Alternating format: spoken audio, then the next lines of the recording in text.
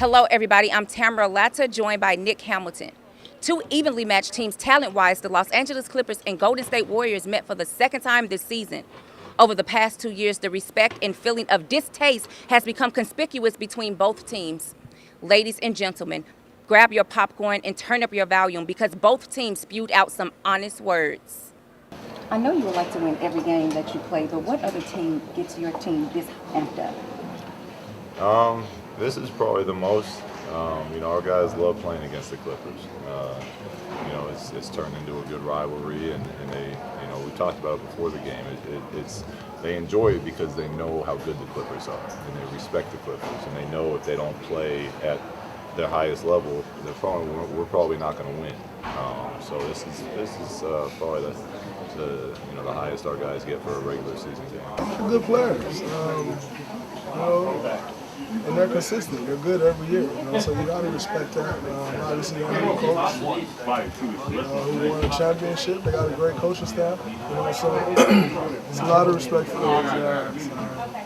Any team it's not easy to come in year out and be good. And they do it year in and year out, and you got to respect that. No, we play them 4 times a year, and we've had history in the playoffs with them, and obviously the whole Cali battle. So there's a lot of storylines, but they're a good team. We know if we don't come and play our best game, then, especially in this building, they can beat us. And we did everything we could in the first half to give them the game, and finally got back to playing our brand of basketball down the stretch and figured it out. I had the opportunity to speak with Jamal Crawford and Blake Griffin regarding the passionate disdain between both teams. And is this apropos to even call this a rivalry?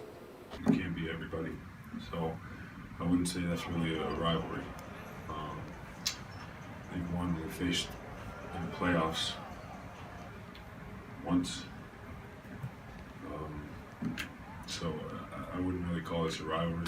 They have the upper hand. They're the better team. They have been the last 2 games last year. We're trying to get to where they're at. I think being in close proximity, I think if you look at the last 4 years, the teams just kind of growing at the same time, growing together. And it hasn't been the friendliest of rivalries, but they're doing what they're supposed to do right now, and we're working to get there. Let's talk about the bad blood between the Clippers and the Warriors. I personally think they share some of the same similarities. The swagger, the confidence, the egotism, the talent. And they both play for big sports markets in California. Also, the Clippers want what the Warriors have, a ring and a title. No, that's absolutely true, and I have to agree with you to some variation that they do have the swagger, they do have the attitude, and they do want the ring. However, this Clippers team is built and was constructed differently than the model that Golden State went after. They were more after the San Antonio model, trying to compete for a title that particular way, and that's why they added those pieces to the bench. Also, too, there is a pure disdain for this team that started off the court. Remember the skirmishes away from the locker room, and that built up and was motivated by us in the media and the fans as well, and it made for some great basketball, as we've seen throughout the last couple of years. So the Clippers have to play their game, know how to close out games. Golden State lived up to their name, Warrior. And you have to be a warrior for all 4 quarters. And the Clippers still have to learn how to close out defensively and be that warrior mindset and play their type of basketball.